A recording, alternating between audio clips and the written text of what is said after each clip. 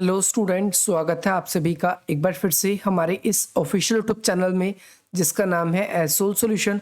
मैं चंदन कुमार हाजिर हूँ आप सभी के सामने अपनी एक और नई वीडियो के साथ। सो गाइस, आज की इस नई वीडियो में हम बात करेंगे उन सभी स्टूडेंट्स के लिए जो एमपीएस कोर्स के स्टूडेंट्स हैं, मास्टर ऑफ पॉलिटिकल साइंस के स्टूडेंट्स हैं, फर्स्ट ईयर के स्टूडेंट्स हैं और वो अपने एग्ज़ाम्स की तैयारी कर रहे हैं। वो जून 2023 के एग्ज़ाम्स की तैयारी कर रहे हैं, तो उन सभी को ऑल इम्पॉर्टेंट क्वेश्चन है। ये MPS 001 की राजनीतिक सिद्धांत सब्जेक्ट का नेम है, जिसे इंग्लिश में हम पॉलिटिकल थ्योरी कहते हैं। तो इसमें सभी इंपॉर्टेंट क्वेश्चंस आप सभी को मिलेंगे और आंसर्स के लिए मैं आपको पहले ही बता दूं, तो आंसर्स के लिए आप सभी को क्या करना होगा कि प्लेलिस्ट चेक करनी होगी, जिसका लिंक डिस्क्रिप्शन में बॉक्स में। प्लेलिस्ट बिल्कुल फ्री है, लेकिन यहाँ पर आप सभी देखेंगे कि ये अगर आप इस PDF को डाउनलोड करना चाहते हैं तो आप या तो हमारे नंबर से इसको परचेज कर सकते हैं या फिर डिस्क्रिप्शन बॉक्स में दिए गए लिंक से डायरेक्टली आप वहाँ से भी इसको परचेज कर सकते हैं। इसमें हमने सारे इंपॉर्टेंट क्वेश्चंस सिर्फ डिस्कस किए हैं। ये क्वेश्चन वाला जो पूरा PDF है ये आपको मिलेगा, इसके आंसर्स आपको चेकआउट करने पड़ेंगे, जो कि लिंक प्लेलिस्ट में दिए गए हैं। वहाँ पर आपको वीडियो के फॉर्म में आपको सारे आंसर मिल जाएंगे। तो यहाँ पर सबसे पहली बात तो राजनीतिक सिद्धांत क्या है आपको ये एक्सप्लेन करना है। ये क्वेश्चन पक्का करके जाना ही जाना है, जिसमें आपको राजनीतिक सिद्धांत क्या है आपको ये एक्सप्लेन करना है। क्योंकि मैंने एक एक वीडियोस एक एक क्वेश्चन पे बना रखी है, तो मैं यहाँ पर बिल्कुल ज़्यादा टाइम आपका बर्बाद नहीं करूँगा। मैं डायरेक्टली क्वेश्चंस जो हैंगे डायरेक्टली क्वेश्चन बताऊँगा, जहाँ पर जो चीज़ें समझाने वाली होंगी तो वो समझाऊँगा। बाकी आप लोग इसको डायरेक्टली नोट कर लोगे या फिर आप इसको परचेज कर लोगे। तो राजनीतिक सिद्धांत क्या है सबसे पहले आपको ये एक्सप्लेन करना है। ये क्वेश्चन इंपॉर्टेंट है, आएगा ही आएगा पेपर में, क्योंकि आप सभी मास्टर्स कर रहे हो तो आपको एक चीज़ तो क्लियर होगी कि क्वेश्चन आएगा तो उसमें एक चीज़ अकेली नहीं पूछी जाएगी, उसमें एक से मल्टीपल चीज़ें पूछी जाती है। तो राजनीतिक सिद्धांत क्या है सबसे पहले आप सभी को ये एक्सप्लेन करना है। इसके बाद में राजनीतिक सिद्धांत की आधुनिक और परंपरावादी दृष्टिकोण जो है, इन दोनों को व्याख्या करना है। ये वीडियो हमने अपलोड कर रखी है, अगर आप लोगों ने नहीं देखा तो आप देख सकते हैं। नेक्स्ट क्वेश्चन है राजनीतिक सिद्धांत के विषय क्षेत्र। ये इंपॉर्टेंट क्वेश्चन है। विषय क्षेत्र आप लोगों को समझना है कि विषय क्षेत्र सबसे पहली बात तो हम कहते हैं किसको है, तो विषय क्षेत्र हम राजनीतिक सिद्धांत का उस टॉपिक को कहा जाता है जिसमें राजनीतिक सिद्धांत लिखे जाते हैं। जैसे राजनीतिक सिद्धांत स्वतंत्रता के ऊपर लिखे जाते हैं, समानता के ऊपर, न्याय के ऊपर, नागरिकता के ऊपर, राष्ट्रवाद के ऊपर, धर्मनिरपेक्षता के ऊपर, सांप्रदायिकता के ऊपर। ऐसे बहुत सारे विषय हैं जिन पे हम क्या करते हैं, जिस पे हम देखते हैं कि कोई ना कोई सिद्धांत लिखा जाता है। तो आप सभी को याद रखना है कि राजनीतिक सिद्धांत पहली बात तो है क्या, आपको इसको अच्छे तरीके से एक्सप्लेन करना है। देन सेकंड चीज़ आप सभी को यहाँ पर राजनीतिक सिद्धांत के क्या विषय क्षेत्र है आपको ये भी अच्छे तरीके से याद करना है। अब इसमें आगे क्वेश्चन क्या पूछा गया है, ये हूबहू वो क्वेश्चंस हैं जो आपके एग्जाम में पूछे गए हैं। ये बिल्कुल वही भाषा है। राजनीतिक सिद्धांत के विषय क्षेत्रों का अध्ययन अर्थात राजनीतिक सिद्धांत में किन विषयों को पढ़ा जाता है, इसको आप सभी को बताना है। नेक्स्ट क्वेश्चन है आप सभी के लिए, देखो जिस पे डबल स्टार लगा है ये बहुत इंपॉर्टेंट है। ये पूछा भी हुआ है दिसंबर 2019 के पेपर में भी और अगेन अगेन आता है। राजनीतिक सिद्धांत का अध्ययन हमें क्यों करना चाहिए, क्यों हम राजनीतिक सिद्धांत पढ़ते हैं, राजनीतिक सिद्धांत हमारे लिए क्यों इंपॉर्टेंट है, ये चीज़ आप सबके लिए सबसे पहला इंपॉर्टेंट क्वेश्चन बन गई है। ये सेम चीज़ आपसे पेपर में ऐसे भी पूछी जाती है कि राजनीतिक सिद्धांत का क्या प्रासंगिकता है या वर्तमान समय में इसका क्या रेलेवेंस है, इसका वर्णन करें। तो ये क्वेश्चन भी आप सभी के लिए बहुत ज़्यादा इंपॉर्टेंट बन जाता है। नेक्स्ट क्वेश्चन है आप सभी से पूछा जाएगा शास्त्रीय और आधुनिक राजनीतिक सिद्धांत में अंतर स्पष्ट कीजिए। ये सेम क्वेश्चन है और ये सेम क्वेश्चन आप फर्स्ट क्वेश्चन को देखेंगे, ये अलग नहीं है। ये जो परंपरावादी राजनीतिक दृष्टिकोण हैगा और जो शास्त्रीय दृष्टिकोण है वो एक ही बात है। आधुनिक राजनीतिक दृष्टिकोण और यहाँ पर आप देखेंगे आधुनिक राजनीतिक दृष्टिकोण सेम बात है। देखो वहाँ पर शास्त्रीय ना लिखकर यहाँ पर गैर शास्त्रीय, यहाँ पर आधुनिक की जगह पर आपसे गैर शास्त्रीय भी लिखा आ सकता है। आप कंफ्यूज नहीं होंगे, फर्स्ट वाला क्वेश्चन ही सेम है ये।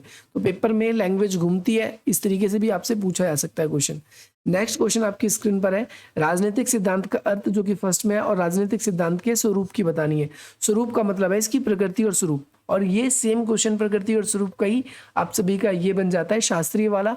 और इसकी जो परंपरावादी और आधुनिक दृष्टिकोण है सेम क्वेश्चन। देखो एक ही क्वेश्चन वो तीन तरीके से कैसे कैसे पूछ रहा है। अगला क्वेश्चन आपसे पूछा गया है राजनीतिक सिद्धांत को परिभाषित करें तथा आधुनिक राजनीतिक सिद्धांत की, देखो आधुनिक ना लिखकर, है ना, आधुनिक पेपर में ना लिखकर वो मॉडर्न भी लिख सकता है। आपको इंग्लिश तो आनी चाहिए थोड़ी सी, और मॉडर्न भी नहीं लिखता तो वो गैर शास्त्रीय लिख सकता है। आप सभी को ध्यान रखना है। और साथ ही साथ अब जब ये क्लासिकल वर्ड यूज कर रहा है तो इसका मतलब शास्त्रीय है, यानी परंपरागत। शास्त्रीय है, क्लासिकल, क्योंकि क्वेश्चन का मीनिंग आपको क्लियर होगा तभी आप उसका आंसर लिखोगे। ये क्वेश्चन जून 2017 में आपसे पेपर में पूछा गया है। जॉन रॉल्स का न्याय का सिद्धांत डबल स्टार बना के लिख लो पेपर में, या तो इसकी आलोचना आएगी या फिर इसका सिंपल क्वेश्चन आएगा। दोनों तरह का क्वेश्चन आप सभी के लिए अपलोड किया जा चुका है। अगर आप लोगों ने नहीं दिया है, देखा है, तो आप उसको जरूर देख ले। जॉन रॉल्स के कई बार पेपर में आया हुआ है, तो इसको हमने लिखा नहीं ईयर में, क्योंकि कौन कौन सा ईयर लिखते, बार बार ही पेपर में आता है। जॉन रॉल्स का न्याय का सिद्धांत, ये आपको पक्का करना है। और ये पेपर में ऐसे ना पूछकर डायरेक्टली ऐसे भी पूछता है, न्याय को परिभाषित करते हुए वितरणात्मक न्याय की अवधारणा के संबंध में रॉल्स, सिर्फ रॉल्स भी लिखा जाता है कई बारी, है ना, रॉल्स की अवधारणा का प्रस्तुत करें। ये क्वेश्चन भी इंपॉर्टेंट है, ये आपको करके जाना है, बहुत ज़्यादा इंपॉर्टेंट है। इसके बाद में समानता और स्वतंत्रता एक दूसरे से पूरक कैसे हैं, ये क्वेश्चन आपको पक्का करके जाना है। एक क्वेश्चन इसका पूरक कैसे है, और एक अलग क्वेश्चन आता है समानता और स्वतंत्रता एक दूसरे से विरोधी कैसे हैं, वो अलग क्वेश्चन है। लेकिन अगर क्वेश्चन आपसे पेपर में ये पूछा जाता है कि समानता और स्वतंत्रता के बीच क्या संबंध है, तो उसमें आपको पूरक और एक दूसरे का जो विरोधी है, ये दोनों के दोनों चीज़ें आपको एक्सप्लेन करनी होगी। ये जो दो क्वेश्चन हमने अलग बनाए हैं, तब आपको एक ही क्वेश्चन के अंदर करना पड़ेगा। जैसे इस वाली जगह पर मैंने आपको ये बताया भी है, अगर पेपर में समानता और स्वतंत्रता के बीच में केवल संबंध पूछे तो इसमें आपको एक दूसरे से पूरक कैसे हैं और एक दूसरे से विरोधी कैसे हैं, दोनों एक्सप्लेन करना है। ये क्वेश्चन भी इंपॉर्टेंट है, पेपर में बहुत बार पूछा गया है। समानता या पेपर में समता भी लिखा सकता है। इसके विभिन्न आयामों की चर्चा कीजिए। इसके 3 आयाम है, ये तीनों के तीनों आयाम, तीनों के तीनों डायमेंशंस आप सभी को एक्सप्लेन करने हैं। नेक्स्ट क्वेश्चन आपसे पेपर में पूछा जाएगा, ये भी देखो डबल स्टार है। पेपर में ईसाई बर्लिन या फिर बर्लिन वर्ड यूज होगा।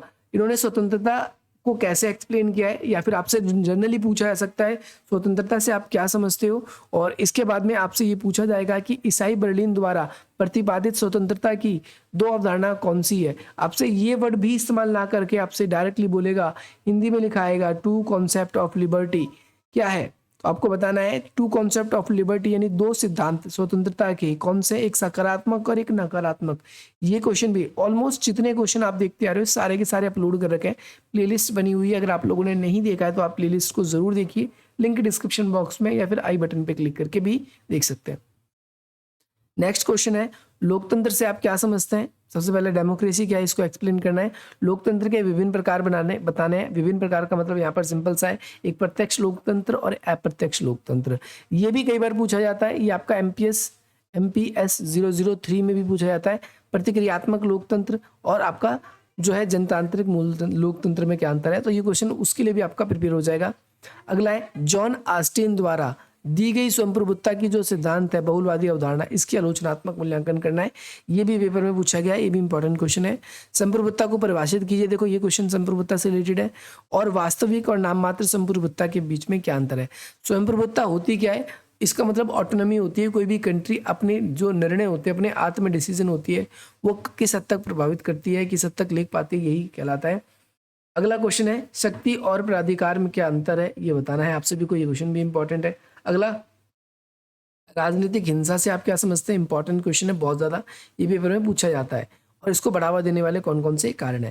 देखो ये पेपर में सेम क्वेश्चन इस तरीके से भी आता है, सांप्रदायिकता या आपका कम्युनिटेरिज्म क्या है, और इसको एक्सप्लेन करना है। सांप्रदायिकता को कैसे नियंत्रण कर सकते हैं, और क्या ऐसी बातें हैं जो सांप्रदायिकता को बढ़ावा देती है।